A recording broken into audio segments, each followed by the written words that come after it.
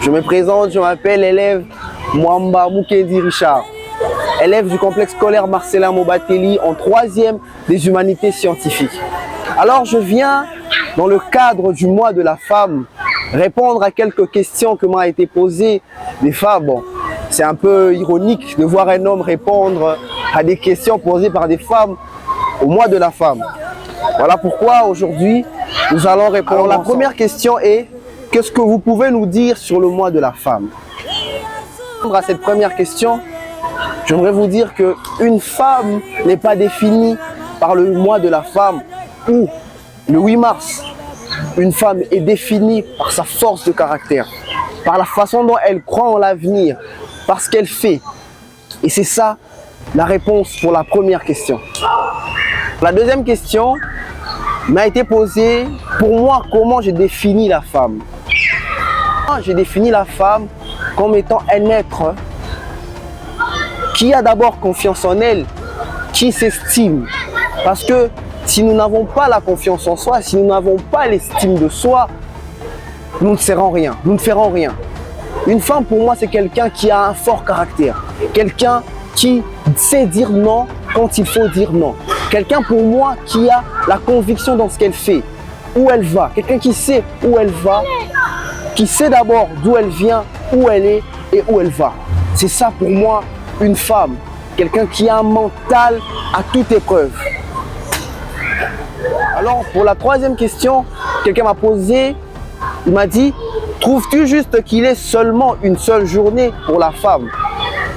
Alors pour répondre à cette question, comme je le dis, au début de la première question, une femme n'est pas définie par le mois de mars.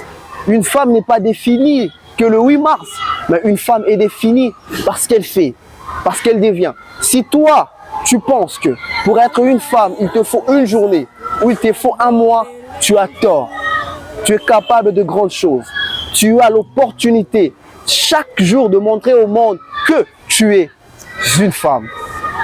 Pour la quatrième question, c'est une question un peu ironique. Selon toi, est-ce qu'un homme est supérieur à la femme? Bon, pour répondre à cette question, il faut une femme qui puisse répondre à ça. Mais en tant qu'homme, on ne va pas se mentir. Je trouve personnellement que l'homme, sur certains aspects, est largement supérieur à la femme. Mais je ne contredis pas qu'il y a certains aspects auxquels la femme est supérieure à l'homme. Mais sur la majeure partie des aspects, l'homme est supérieur à la femme. Et on dit, quand la majorité est vaste, la minorité est ancrée dans la majorité. Donc, oui, l'homme est supérieur à la femme. Quatrième et dernière question. On m'a dit de donner un conseil pour les jeunes femmes d'aujourd'hui, pour ma génération. Alors, femme, jeune femme, tu es capable d'accomplir tout ce que tu veux.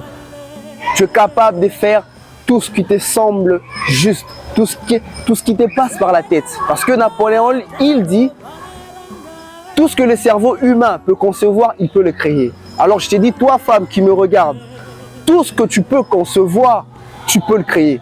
Il te suffit juste d'avoir une confiance en soi et l'estime de soi. Tu peux faire de grandes choses.